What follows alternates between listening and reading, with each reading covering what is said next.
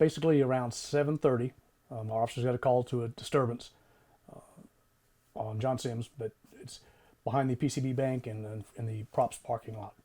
When our officers arrived on scene, they found one male on the ground with gunshot wound to the head,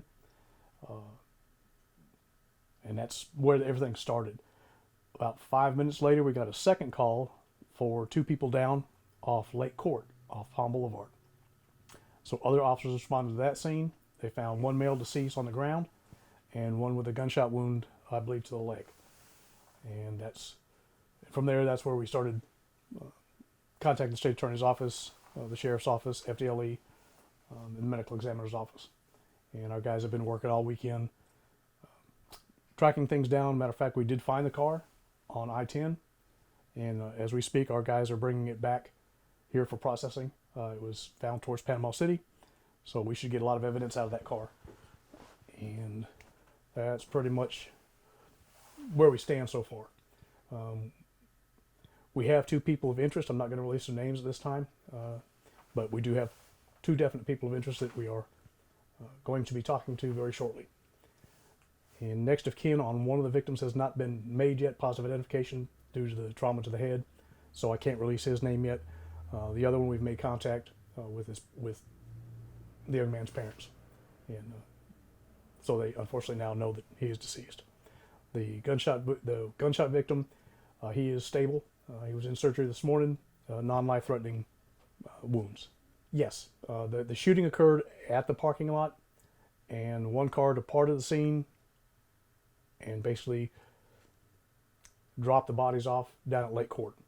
We have some suspicions, but at this time, I'm really not able to give that out because it might compromise the investigation. And this is an ongoing investigation between us, FDLE, and other governmental agencies that I can't discuss at this time. So a lot of what I can release is based on what they've allowed me to release. So that's where we stand right now. Like I said, the car's on its way back here for processing, and we should get plenty of evidence out of that. We got plenty of evidence on scene. There was very good surveillance videos from the Dunkin' Donuts and one of the banks and the parking lot itself. So once we get that processed and get it cleaned up, that'll help us out quite a bit, identifying the driver of the car that got away. All parties involved in this were, I'll say, associates of each other, and the general public has nothing to fear at all. It was not targeted towards anybody other than these specific individuals. So no, the general public is as safe as can be. If there's any possible threat, we would have let everybody know immediately and locked everything down. But no, everybody's fine. There's no reason for anybody to be concerned or upset. One is local. One of the deceased that we can't positively identify yet. He's getting his autopsy done today. Once that's done, then we can release his name. He is a local. The others appear to be from Tallahassee. By say 19 to 22-ish, 23-ish, but younger folks, young people.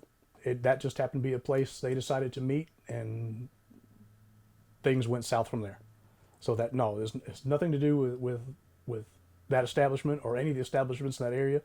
They just felt that was a central location that was open, because sometimes when people want to meet, they want plenty of spaces where they can see anybody coming from any direction, and that was a perfect location for that. But as far as anything to do with the establishments up there, no, not at all. They're perfectly safe to go to, and it wasn't even directed towards them at all. We'll call it the white car. It took off from the parking lot. The black car was the one that remained on scene. It went down Mark Smith, which is behind McDonald's and Wendy's. That is a little two-lane street. Made a left on Palm, went through the stoplight, down about 2 blocks, and turned left on Lake Court, pushed the two bodies out, made a U-turn, and took off. So that's how it happened. I mean, that's a relationship. So no, there was no shooting on Lake Court. There was nothing involved down there. It was just, it all happened at the parking lot, and that's just where they decided to dump their friends off. 911 calls.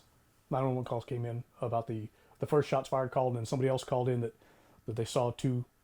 They called in saying it was gunshot victims laying in the street at Lake Court, but it was within like 5 minutes of us getting on this first scene. One individual is Brandon Daquan James out of Tallahassee. That's the one name I can give you at this time. Do you know his age? Mid-20s. Young. They're all young fellas, all of them, which is a shame, because they're young fellas. They're all in the same age group. They all kind of hang out, know each other, associate with each other. Don't do it. Don't do it. Nothing is worth your life. Absolutely nothing. No immediate gratification you're going to get from whatever it is you're doing is worth it. And unfortunately, you get guns involved. Guns do what they're designed to do, unfortunately. And no, young folks just need to think before they do some of these things, and just remember how precious life is and how quickly it can go. It bothers all of us. It hurts all of us, because we're out there dealing on scene with these people. We have families too. We have to go home that night, and it bothers us. Do we want to find all the people involved? Yes, we do.